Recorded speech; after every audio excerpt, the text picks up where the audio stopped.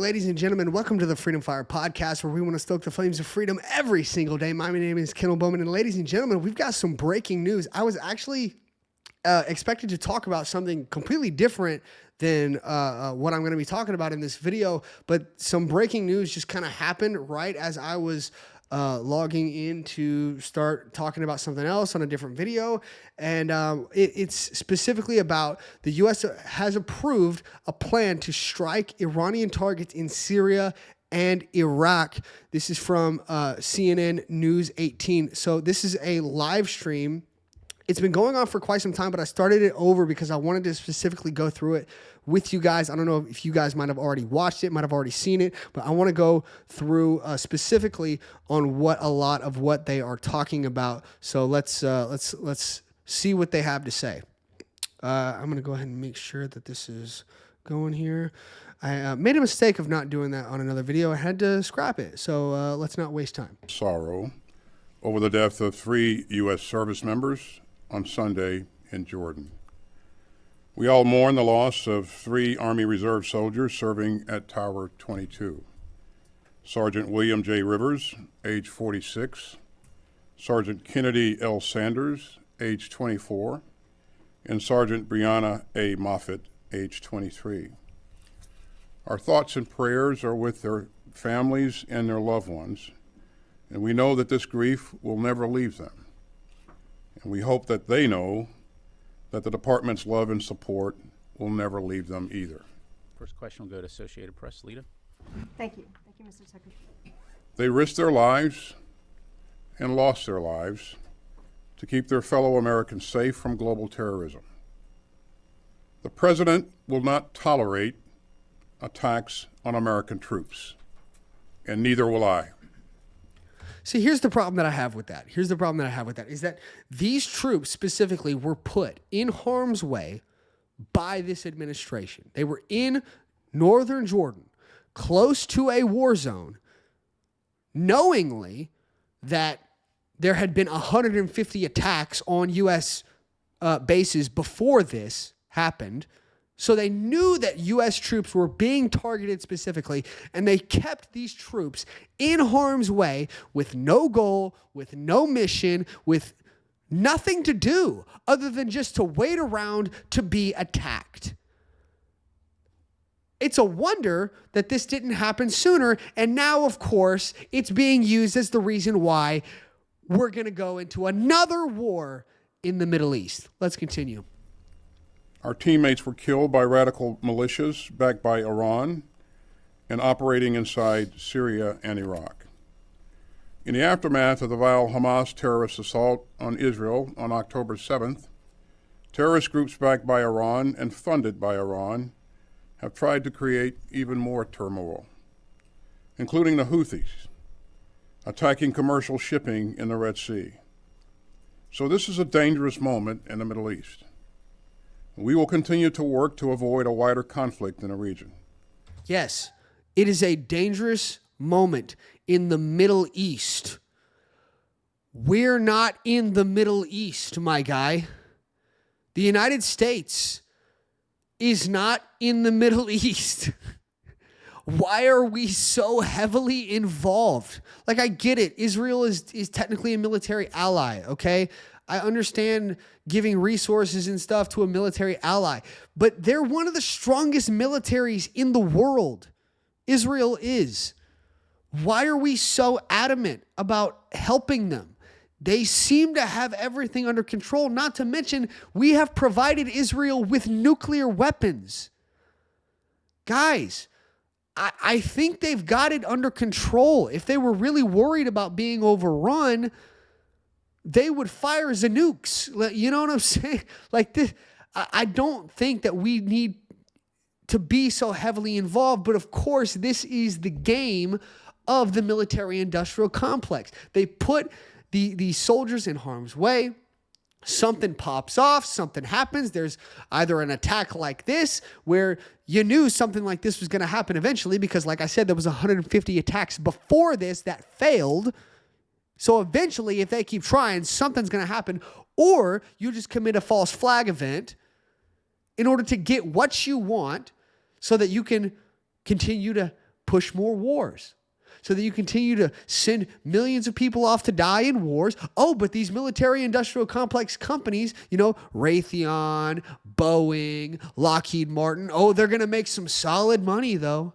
Some rich guy who owns one of those companies, man, they're going to get mad rich. They're going to get even more rich than they were before. Screw all the millions of people that die and the countries that get destroyed and the children that have their parents killed in a bombing. But, some rich guy of Raytheon's got to get his money, right?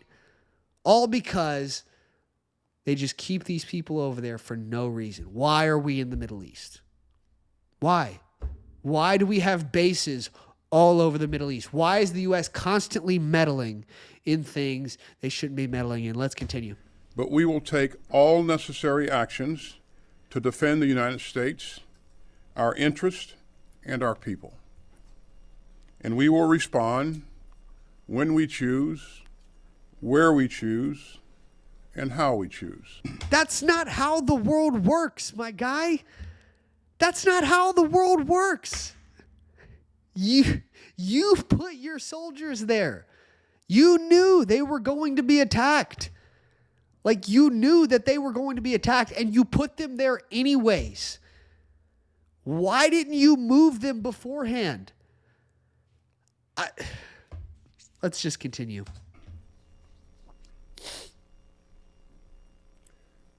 In terms of telegraphing about strikes and whether or not people leave or will have left, I won't speculate on any of that.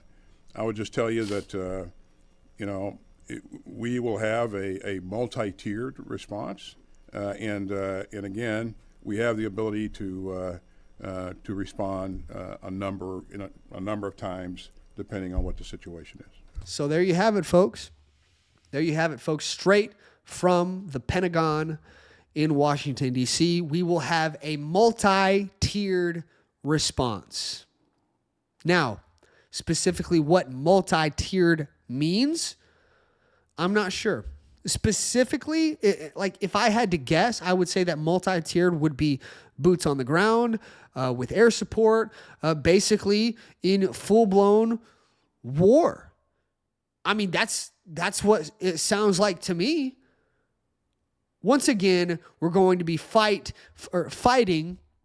these insurgencies in Syria and Iraq.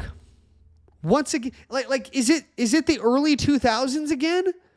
Guys, we're right back where we started. We're doing the same thing over and over again. A multi-tiered response. Oh, you mean war in the Middle East again, like we've been doing for over 20 years now? Here we go again, ladies and gentlemen. Let's see what else he has to say. In Jordan, or how operationally it was involved? We believe that this was done by an element of what is known as the axis of resistance, and these are Iranian proxy groups.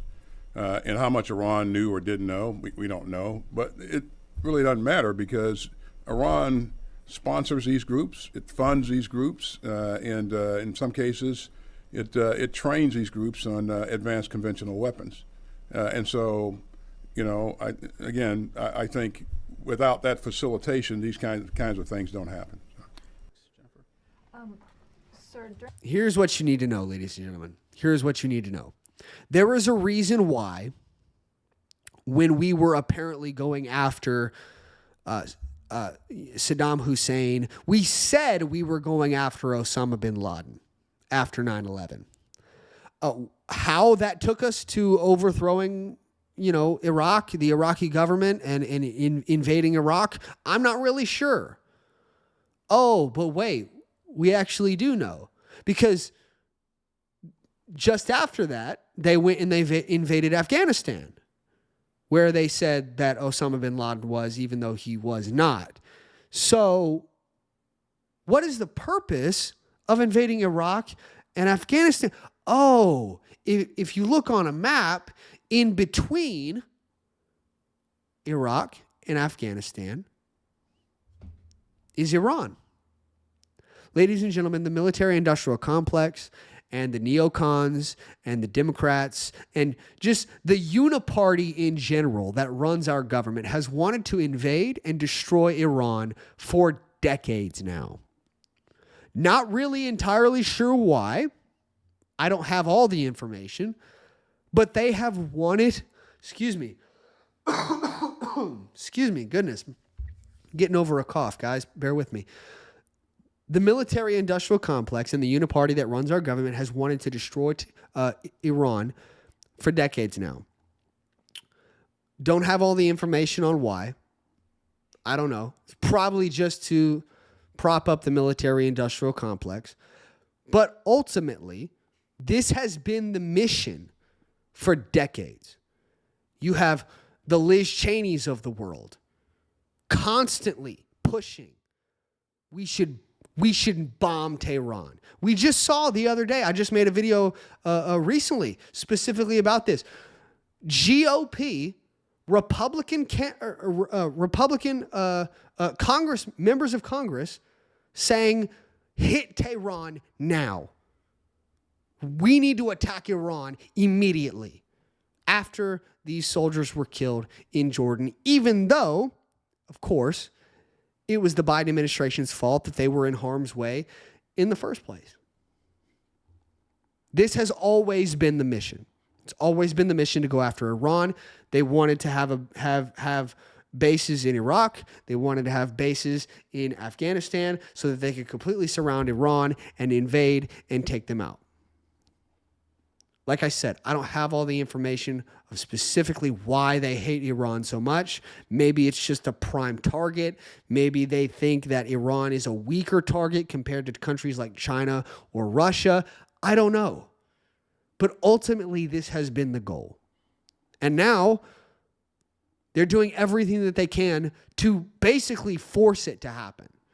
They knew that, yes, if Iran's funding these groups or not, they knew that these groups were going to go after our soldiers any way that they could. There'd been 150 attacks before this attack that killed 3 soldiers. They knew this was going to happen. They put these soldiers in harm's way anyways. They knew it was going to happen because they want this. They want this war. They want the death because it makes them money. And don't think that these politicians aren't getting kickbacks or not getting kickbacks, because they are. I mean, my goodness, if a war is about to start and these politicians in Congress and in the executive branch, if they know, well, a war is about to start over in the Middle East and the U.S. is going to be involved, maybe I should go do some slight investment into, Raytheon, Boeing, Lockheed Martin, all the weapons manufacturers. I should probably go do some investing. Why on earth do you think Nancy Pelosi went from being nobody to being a multimillionaire?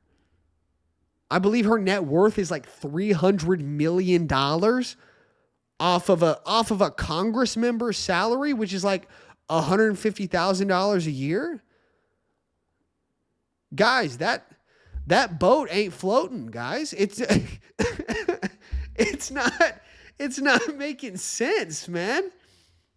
We're like somewhere along the way we've lost our numbers here. Like this is that math ain't mathin', bro. It's just not working out. And then ultimately you see that it's insider trading and that everybody is coming out on top, except of course for you and I, the American people, the people that suffer, the people that get sent off the war, the people that have mass inflation that destroys their lives.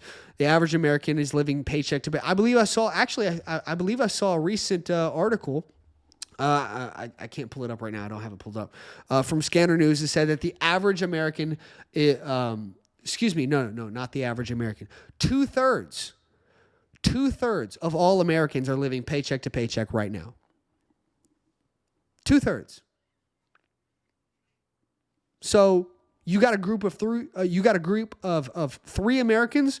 It's likely that 2 out of those 3 are living paycheck to paycheck. Ladies and gentlemen, the American people are suffering. They have been suffering for the entirety of the Biden administration.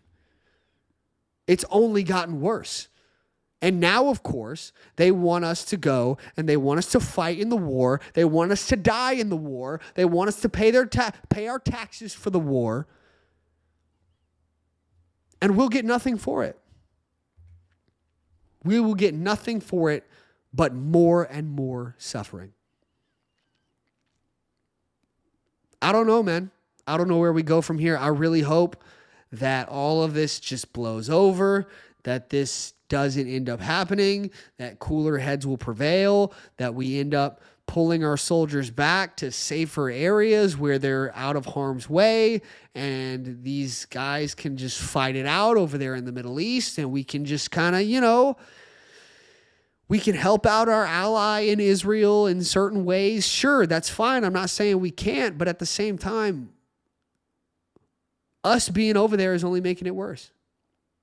I mean, just think about it. You keep hearing these politicians and these psychopaths in our government say, oh, we're sending carrier strike groups over there to de-escalate. You don't send a carrier strike group to de-escalate, guys. That is not how you do that. If you want to de-escalate, you send a diplomat. A carrier strike group destroys things. That is its purpose. It destroys things. There is no de-escalation with a cannon pointed at your face. Guys, this is not de-escalation. Our government is actively escalating what is going on over in the Middle East in an attempt to start another. Let me just say this again so everyone can be clear. We have been at war in the Middle East for over 20 years now, and they're doing it again. Meanwhile, during the Trump administration, we had the Abraham Accords. Israel was making peace with these Islamic nations. There was still some tensions between Israel and Palestine, but other than that, Israel was signing peace deals with these Islamic nations. There was peace. Donald Trump was trying to pull our troops. He set the date to pull the troops out of Afghanistan, which of course Biden botched the plan, because of course he's an idiot. He tried to pull troops out of Syria, and his generals lied to him, telling him that they had been pulled out when they hadn't. Ladies and gentlemen, under Donald Trump, there was more peace in the Middle East than there has been in the last, 100, 200, 300 years? In that 4-year period, we were good. 4-year period.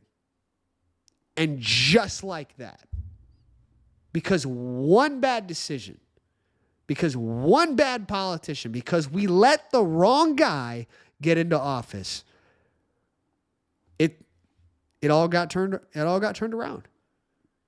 All of the progress that we made, gone. Just like that.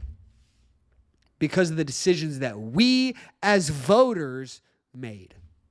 Yeah, I get that there was some shenanigans in the election. The shadow campaign to save the election, the Times article, Time magazine article that talk about the shadow campaign, basically confessing that they had stolen the election from Donald Trump. I get that. But ultimately, there was a lot of people that voted for Joe Biden because they're soft and, we just can't handle mean tweets. Boy, I wish we had some mean tweets right about now. World War III, Civil War, civil unrest, economic collapse, all of the things that the media and the far left told you was going to happen under Donald Trump. Excuse me. Whoo, that was a good one. All of the things that the media and the far left told you was going to happen under Donald Trump is happening right now under Joe Biden. Remember what they told you? Remember what they told you the night of the election? When Joe Biden won, or excuse me, like the months and months later that when finally all the votes were counted, all the votes were counted months and months later, and Joe Biden won, they said the adults were back in charge. That's what they told you. Is this what it looks like when adults are in charge? World War III, economic collapse, civil war at our southern border between Texas and the feds. Not just between Texas and the feds, but multiple states. I mean, I think it's been 10 states that have sent troops to the state of Texas to try to secure the border and push out the Fed. Is this really what it looks like when the adults are in charge? Because it doesn't feel like any adults are in charge right now. It feels like our government's run by 3-year-olds. Or at least an adult with the mind of a 3-year-old. That could be it as well. I'm just speculating. It's not like we had a guy in the White House who just recently said, yeah, Joe Biden's brain isn't working. Yeah, I tried to put that video out. There was some technical difficulties with it. But we had a guy from James O'Keefe exposed a guy from the White House. He dressed up basically in a Clark Kent outfit, glasses and dyed hair. I don't know how the guy didn't recognize him. James O'Keefe went on a date with this White House executive, and this White House executive just spilled the beans, basically saying that Joe Biden's brain don't work. Now, of course, we've all seen it, but the guy actually said it. That's a different thing. Well, we've all kind of known. We've all kind of known in the back of our minds, like, yeah, that guy's brain don't work. But to have them confirm it, that is a whole nother thing entirely. This young gentleman that works in the White House said that they know his brain don't work. Ladies and gentlemen, there are still people that will vote for a vegetable to be our president over someone who started no new wars, had the best economy that we've had in the last 50 years, the best numbers of our lives, definitely the best numbers of my life. Best president that's been in office in my lifetime. I'm a pretty young guy. I'm 26 years old. But in my lifetime, by far, best president. Ladies and gentlemen, we've got a choice to make. World War III, Civil War, economic collapse, not being able to afford eggs, milk, gas in your car, or Donald Trump. No new wars, Abraham Accords, peace with North Korea, peace in the Middle East, peace with Russia and China, economic success, economic growth, higher wages, lower taxes, being able to afford things again so your family doesn't starve. That would be nice. That would be nice. Which way, modern man? Which way, modern America? Which will we choose? I don't know, man. I'm not a genie, not a fortune teller. We're gonna find out though.